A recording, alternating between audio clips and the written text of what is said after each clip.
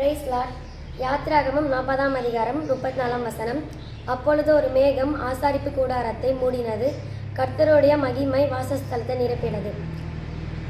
இந்த விசுவாசத்தோட பாடலை பாடலாம்.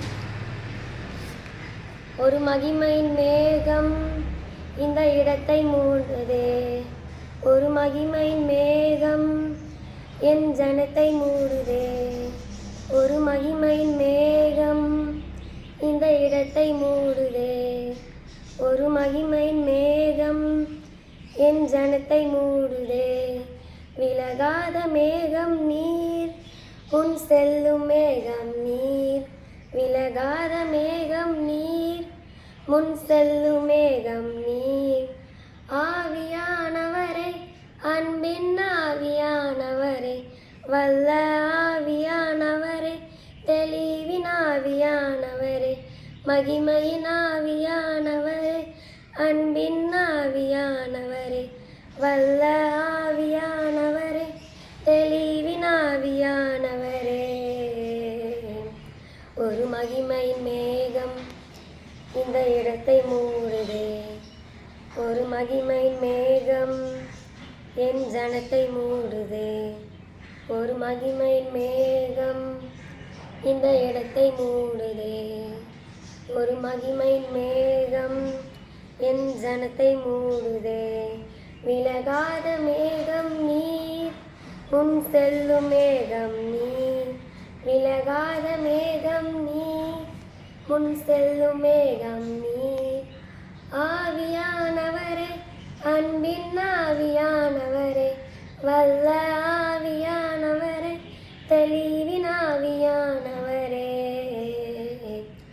என் பேச்சில், என் மூச்சில், என் சொல்லில், என் செயலில் கலந்திருக்கீக, என் நினைவில், என் நடத்தையில், என் உணர்வில் கலந்திருக்கீக.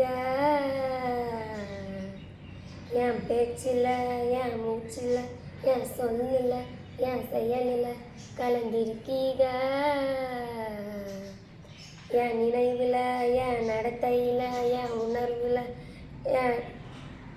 உணர்வில் கலந்திருக்கீக. அன்பினாவியானவரே, விலையேற பெற்றவரே, எனையானும் பரிசுத்தரே, நன்றி ஐயா.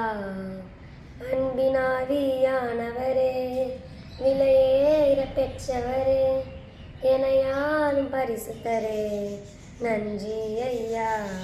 ஒரு மகிமையின் மேகம் இந்த இடத்தை மூடுதே, ஒரு மகிமையின் மேகம் என் ஜனத்தை மூடுதே, ஒரு மகிமையின் மேகம் இந்த இடத்தை மூடுதே, ஒரு மகிமையின் மேகம் என் ஜனத்தை மூடுதே.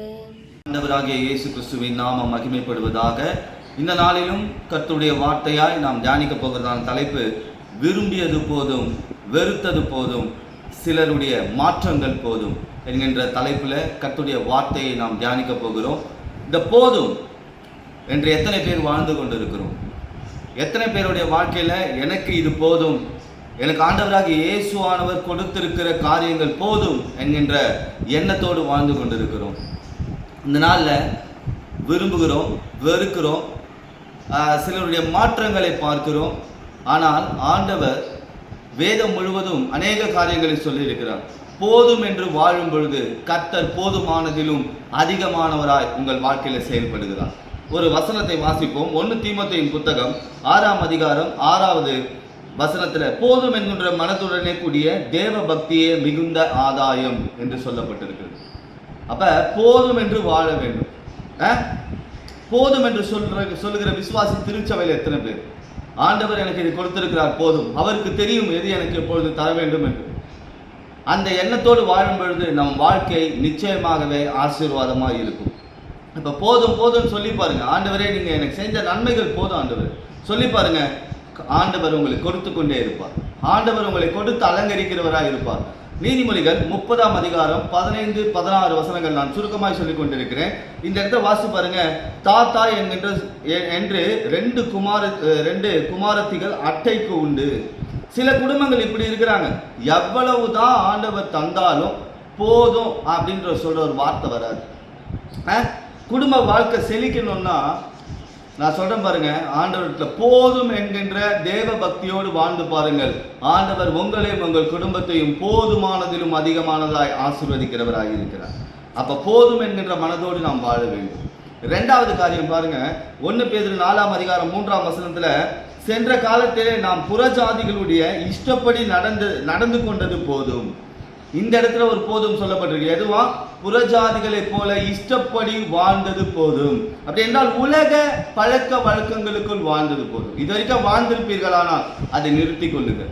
இதுவரை உலகபூர்வமான காரியங்கள்ல உங்களுடைய கவனம் செலுத்தியிருப்பீர்களானால் அதை நிறுத்தி கொள்ளுங்கள். பாருங்க, ஓய்வு நாளில் மட்டும் கிறிஸ்துவர்களா இருக்கிறது. ஓய்வு நாளுக்கு மற்ற 6 நாள்களும் உலகபூர்வமான நாட்கள்ல வாழ்ந்து கொண்டிருக்கிறோம். உலகபூர்வமான காரியங்கள்ல உங்களுடைய வாழ்க்கையை நடத்தி கொண்டிருக்கிறோம். இந்த உலகபூர்வமாய் வாழ்ந்தது போதும். ஆண்டவர் இந்த நாளில் உங்களை பார்த்து சொல்கிறார், நீங்கள் உலகபூர்வமாய் வாழ்ந்தது போதும். இனி உலகபூர்வமாய் வாழக்கூடாது. இனி நம்முடைய வாழ்க்கை எப்படி இருக்கணும்? கிறிஸ்துவுக்குள் இருக்கணும். கிறிஸ்துவுக்காக வாழ்கிற வாழ்க்கை இருக்கும் பொழுது ஆண்டவர் போதுமானதிலும் அதிகமானதாய் உங்கள் வாழ்க்கையில கிரியை செய்வார். நான் 2 காரியங்களை சொல்லியிருக்கிறேன். போதும் என்று வாழ வேண்டும். தாத்தா என்று ஆண்டவர் தந்து கொண்டே இருக்க வேண்டும் என்ற ஒரு எண்ணத்தோடு வாழக்கூடாது. 2வது, உலகபூர்வமாய் நடந்து கொண்டது போதும். 3வது காரியம், எபிரேயர் 13ஆம் அதிகாரம் 5ஆம் வசனத்தின்படி, நீங்கள் பண ஆசை இல்லாதவர்களாய் நடந்து உங்களுக்கு இருக்கிறவைகள் போதும் என்று எண்ணுங்கள். இங்க பாருங்க, பண ஆசை இல்லாதவர்களாய் இருக்கிறவர்கள் போதும் என்று எண்ணுங்கள், நான் உன்னை விட்டு விலகுவதும் இல்லை, உன்னை கைவிடுவதும் இல்லை என்று அவர் சொல்லியிருக்கிறாரே. அப்ப பாருங்க, வேதம் சொல்லுது பண ஆசை எல்லா தீமைக்கும் வேறா இருக்கிறது. அப்ப இந்த பணத்தை கர்த்தர் கொடுக்கிறார், நம் தேவைக்கு கொடுக்கிறார். அந்த பணத்தின் மேல் நம்முடைய எண்ணம் போகக்கூடாது. பணத்தை கொடுக்கிற ஆண்டவராக இயேசுவின் மேல் விசுவாசம் இருக்கணும். அப்ப கர்த்தர் எனக்கு பணத்தை கொடுத்திருக்கிறார், இது போதும் ஆண்டவர், அப்படி ஒரு எண்ணம் அப்படி இருக்கணும். அதை கொடுக்கிற ஆண்டவராக இயேசுவின் மேல என்னுடைய விசுவாசம் இருக்கணும். அதை விட்டு அந்த பணத்தின் மேலே ஒரு நம்பிக்கை போகும்பொழுது ஆண்டவர் என்ன செய்கிறாரா? அந்த பணத்தை கொடுத்தும் சோதித்து பார்க்கிறவராக இருக்கிறார். பாருங்க, இந்த பணத்தை நமக்கு தருகிறார். இந்த பணம், செல்வம் எல்லாவற்றையும் ஆண்டவர் நமக்கு தந்து நம் மூலமாக அவருடைய நாமத்தை மகிமைப்படுத்துகிறார். நமக்கு ஆண்டவர் கொடுக்கிற பணத்தை நம்ம ஆண்டவருக்காக கொடுக்கிறோமா? சிலர் பாருங்க, பணம் வந்த உடனே என்ன நடப்பாங்க? ஃபர்ஸ்ட் கர்த்தரை மறந்து விடுவார்கள். 2வது, கணவன் மனைவியை மறந்துடுறது, மனைவி கணவனை மறந்துடுறது, சகோதரன் சகோதரிகளை மறந்துடுறது, உறவினர்களை மறந்துடுறது, திருச்சபையை மறந்துடுறது, ஊழியர்களை மறந்துடுறது. ஆகையால தான் பணத்தை கொடுக்கிற ஆண்டவராக இயேசுவானவர் மேல் விசுவாசம் வைக்கணுமே தவிர பணத்தின் மேல் விசுவாசம் வைக்கக்கூடாது. அப்ப எப்படி இருக்கணுமா? 3வது காரியம், உங்களுக்கு இருக்கிறது போதும் என்று வாழ்ந்து பாருங்கள். பணம் போதும் என்று வாழ்ந்து பாருங்க, ஆண்டவர் கொடுத்து கொண்டே இருப்பார். ஆண்டவரே, நீங்க இது வரைக்கும் எனக்கு ஜீவியத்துக்கு கொடுத்துருக்கிறீங்க, எனக்கு போதும் ஆண்டவரே, அப்படி வாழ்ந்து பாருங்க. ஆண்டவர் உங்கள் வாழ்க்கையில பணத்தில் ஒரு பெருக்கத்தை உண்டு பண்ணுவார். நீங்கள் இயேசுவின் மேல் இருக்கிற விசுவாசத்தை பெருக்க பண்ணும் பொழுது உங்கள் பண ரீதியான காரியங்கள், உங்கள் பொருளாதார ரீதியான காரியத்துல ஒரு பெருக்கம் உண்டாகும். நான் 3 காரியங்களை சொல்லியிருக்கேன். 4வது காரியம், மத்தேயு 6ஆம் அதிகாரம் 34வது வசனம், நாளைக்காக கவலைப்படாதிருங்கள், நாளைய தினம் தன்னுடையவைகளுக்காக கவலைப்படும், அந்தந்த நாளுக்குரிய அனுதின பாடுகள் போதும். ஆண்டவர் சொல்றாரு, நாளைய தினத்தை குறித்து கவலைப்படாத, அது நாளைய தினத்தை குறித்து கவலைப்படும், பாடுகள் போதும். அந்த பாடுகள் போதும் சொல்ற. கவலைகள் வந்துருச்சுனாவே பாடுகள் வந்துடும். நாளைய தினத்தை குறித்து நீங்க கவலைப்பட்டீங்கன்னாவே உங்கள் வாழ்க்கையில பாடுகள் வந்துவிடும். இனி கவலைப்படாதீங்க. ஏனெனில் ஏசாயாவின் தீர்க்க தரிசன புத்தகம் 45ஆம் அதிகாரம் 11வது வசனத்துல உங்களை உருவாக்கின கர்த்தர் சொல்லுகிறார். நான் சுருக்கமாய் வாசித்து கொண்டிருக்கிறேன். வரும் காரியங்களை என்னிடத்தில் கேளுங்கள். வரும் காரியங்களை என்னிடத்தில் கேளுங்கள். அதாவது உங்க ஃபியூச்சர் எப்படி இருக்கும்னு ஆண்டவரிடத்துல கேளுங்க, கவலைப்படாதீங்க. இந்த கவலைப்பட்டீங்கன்னா பாடுகள் வந்துடும். ஆண்டவர் நீங்க சொல்றாரு, உங்க பாடுகள் போதும், உங்க பாடுகளுக்கு ஒரு முற்றுப்புள்ளி வரணும்னா என்னிடத்தில் கேளுங்கள், உங்கள் காரியங்களை என்னிடத்தில் கேளுங்கள் என்று ஆண்டவர் சொல்லுகிறார். ஆண்டவரிடத்தில் கேளுங்க, ஆண்டவரே என்னுடைய எதிர்காலம் எப்படி இருக்கும், என்னுடைய தேவைகளை நீங்க எப்படி சந்திக்க போறீங்க, ஆண்டவரிடத்துல கேளுங்க. இப்ப பாடுகள் அந்த தினத்திற்கான பாடுகள் போதும். 5வது காரியம், லூக்கா 3ஆம் அதிகாரம் 14வது வசனத்துல போர்ச்சேவகன் யோவானை பார்த்து கேட்கிற ஒரு கேள்வி பாருங்க. நாங்கள் என்ன செய்ய வேண்டும் என்று கேட்டார்கள். யோவான், நீங்கள் இடுக்கண் செய்யாமலும் பொய்யாய் குற்றம் சாட்டாமலும் உங்கள் சம்பளமே போதும் என்று இருங்கள். சம்பளமே போதும். ஆண்டவர் நமக்கு சம்பாதிக்க கொடுக்கிறார். ஆனால் ஏமாற்றி சம்பாதிக்க கூடாது, அநீதியாய் சம்பாதிக்க கூடாது. கர்த்தர் கொடுத்திருக்கிற காரியமே போதும். உங்களுக்கு வருமானம் போதும்னு வாழ்ந்து பாருங்க, கர்த்தர் உங்கள் வருமானத்தை பெருக பண்ணுவார். ஆண்டவரே எனக்கே இப்போ இவ்வளோண்டு வருமானத்தை கொடுத்துருக்கீங்க, இவ்வளோ கம்மியாக வருமானத்தை கொடுத்துருக்கீங்க அப்படி என்னாதீங்க. உங்களுக்கு ஆண்டவர் கொடுத்திருக்கிற அந்த சம்பளமே போதும் என்று வாழ்ந்து பாருங்கள். நிச்சயமாகவே உங்கள் சம்பளத்தில் ஒரு உயர்வு உண்டாகும். எத்தனை பேர் விசுவாசிக்கிறீங்க? இன்னைக்கு ஆண்டவர் போதும் என்கின்ற தலைப்பில் உங்கள் மத்தியில் பேசிக் கொண்டிருக்கிறார். அடுத்த காரியத்தை நான் சொல்லுகிறேன். மார்க் எழுதின சுவிசேஷம் 14ஆம் அதிகாரம் 38-41 வசனங்களை வாசித்து பாருங்க.